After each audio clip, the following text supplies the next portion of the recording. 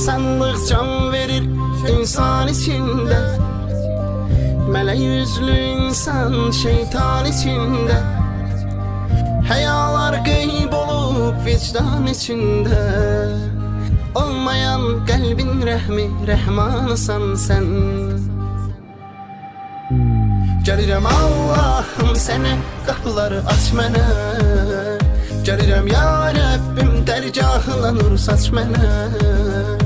Ümidim, pənahım, sənsən Allahım. Əhv edən hər günahım, sənsən Allahım. Gəlirəm Allahım sənə, qapıları aç mənə.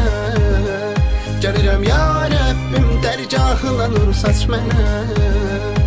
Ümidim, pənahım, sənsən Allahım.